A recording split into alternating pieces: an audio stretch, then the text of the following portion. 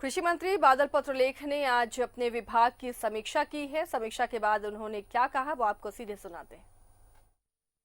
प्रत्येक निदेशालय को बिरसा किसान बनाने हेतु टारगेट दिया गया। आपको मालूम है कि हमने एक सपना देखा है 4 सालों में 24 लाख बिरसा किसान हम समृद्ध किसान बनाएंगे। जो जीएसडीपी में यहाँ के किसानों का योगदान जो 12% है उसको 20% करने का निर्णय लिया गया है। वेजिटेबल्स का मार्केट जो 8,000 करोड़ का है उसको 20,000 करोड़ का तक ले जाने का निर्णय लिया गया है।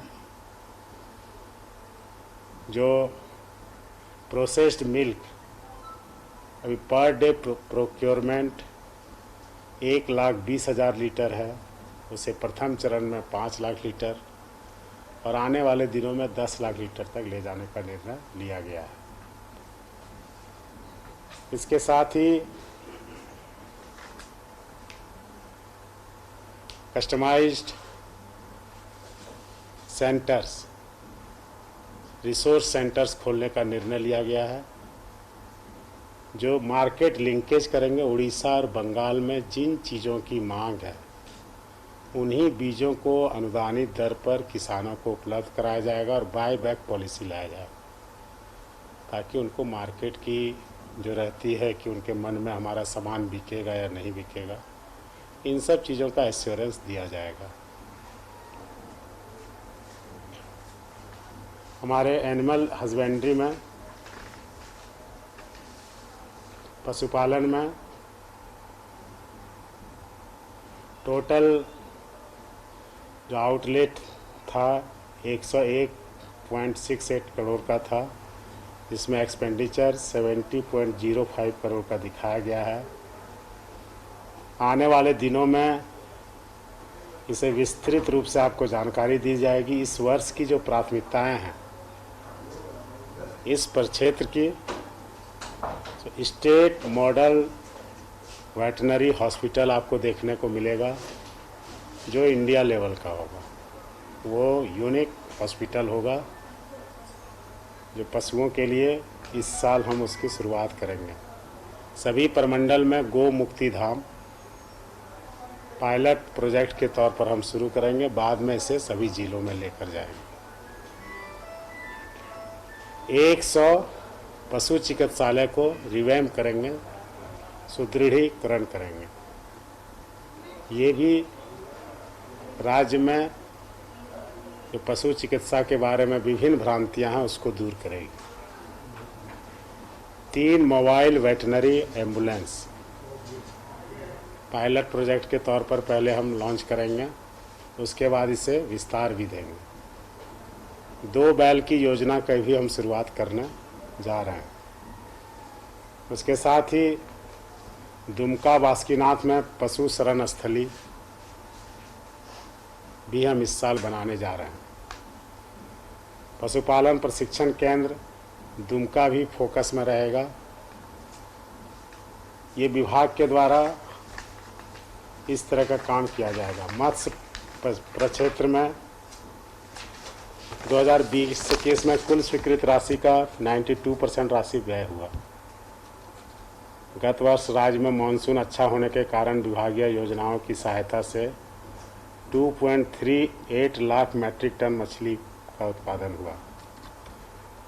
इस वर्ष चालू वित्तीय वर्ष में 21-22 में 7500 मत्स्य बीज उत्पादकों के माध्यम से राज्य मत्स्य बीज उत्पादन में आत्मनिर्भरता की ओर एक बहुउन्मुखी कदम उठाया गया है, जिससे हर हाल में लक्ष्य को प्राप्त किया जाएगा।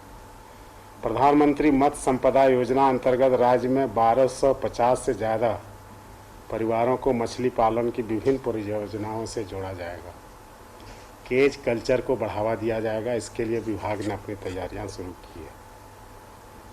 इस साल 2.65 लाख मैट्रिक टन मछली उत्पादन का लक्ष्य रखा गया है।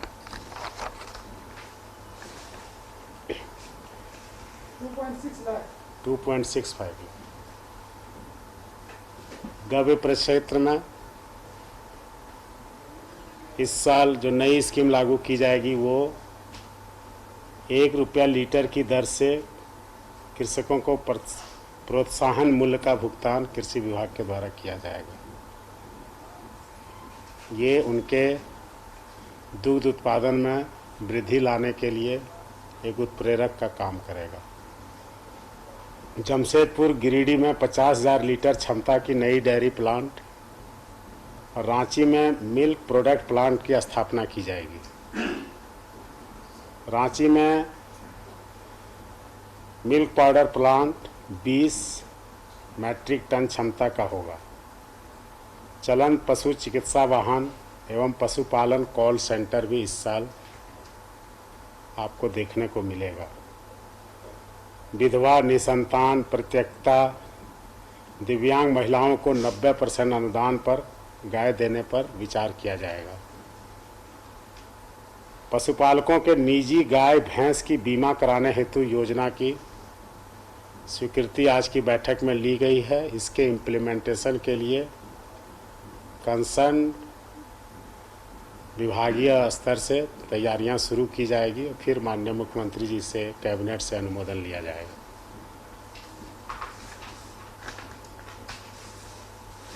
हमने झारखंड राज्य फसल राहत योजना, जो कि प्रधानमंत्री फसल बीमा योजना को बंद कराने के बाद विगत 3 वर्षों में 493 करोड़ रुपया देकर मात्र 79 करोड़ रुपया किसानों के खाते में आने के बाद उस योजना को बंद करने का निर्णय लिया और अपनी योजना चालू करने का हमने शुरुआत किया है।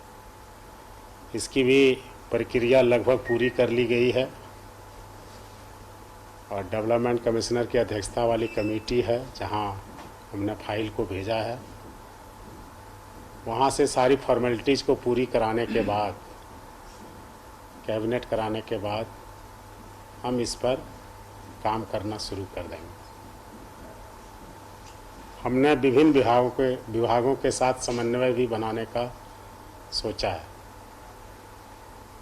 जैसे ग्रामीण विकास के साथ भी समन्वय बनाकर जो किसान खेती बाड़ी में मन लगा रहे हैं उनको सिंचाई की समुचित सुविधा उपलब्ध कराया जाए, इसे सुनिश्चित किया जाएगा। जल संसाधन विभाग के साथ समन्वय स्थापित करके जहां पर बहुफसली खेती किया जाता है, एस्योर्ड इरिगेशन लैंड्स को के मात्रा को कैसे डबल किया जाए, उनके साथ बैठकर खाका तैयार किया जाएगा। इस साल 1 से 5 एकड़ तालाबों के गहरीकरण और जीर्णोद्धार की योजना मई से जून के बीच आरंभ कर दी जाएगी, जो किसानों के बीच बहुत ही लोकप्रिय योजना। साथ ही लक्ष्य के अनुसार डीप बोरिंग वगैरह की भी व्यवस्था की जाएगी। विभाग ने इसके लिए तैयारियां शुरू कर दी है। आज का बैठक डिपार्टमेंट के लिए बहुत ही महत्वपूर्ण था, जिसमें सभी हेड पर चर्चा की गई। हमारे सारे टीम ने ईमानदारी से प्रयास किया, मेहनत किया और इतनी अच्छी प्रेजेंटेशन देने के लिए हम अपने सेक्रेटरी अबू बकर सिद्दीक साहब, सभी डायरेक्टर्स को धन्यवाद देते हैं। हॉर्टिकल्चर में भी इस बार बहुत सारे प्रयोग किए जाएंगे जो राज्य के खेती के साथ बाड़ी कल्चर को भी डेवलप करेगा। इसके लिए हमारे डायरेक्टर वरुण रंजन जी ने सारी तैयारियां कर रखी है। हालांकि बंगाल चुनाव में पर्यवेक्षक नियुक्त होने के कारण आज वो मीटिंग में नहीं थे, लेकिन हमेशा विभागीय सचिव के साथ हमारे साथ संपर्क में हैं और centre of excellence urban farming के साथ बहुत सारी ऑर्गेनिक खेती की जो आप कल्पना करते हैं धरातल पर उतारने की कवायद, इन सब पर भी हमारी प्राथमिकताएं हैं। वेटनरी यूनिवर्सिटी वो भी पाइपलाइन में है, उस पर भी आज चर्चा की गई। और साथ ही आने वाले दिनों में कृषि जो यहाँ का प्रमुख लोगों का पैसा है, वो कैसे घर घर में हमारे डिपार्टमेंट की पहुंच हो, उन्हें लगे कि हम उनके जीवन में कुछ मायने रखते हैं। इसके लिए तैयारियां शुरू की गई है। बहुत जगह नियमों को भी शिथिल किया गया है। किसान भाइयों को जो नुकसान उठाना पड़ता है, चाहे वो पशुपालक हों, मत्स्य पालक हों या फिर वो खेती करते हों, उनके नुकसान का भरपाई हम कैसे करें, उन सब विषयों पर भी चर्चा विस्तृत रूप से की गई। आने वाले दिनों में ये इस तरह की बैठक फलाफल देने के लिए प्रत्येक मंथ को किया जाएगा। हमारे सेक्रेटरी साहब और मैं खुद विभिन्न क्षेत्र के डायरेक्टर के साथ प्रमंडल स्तर पर बैठकें करेंगे।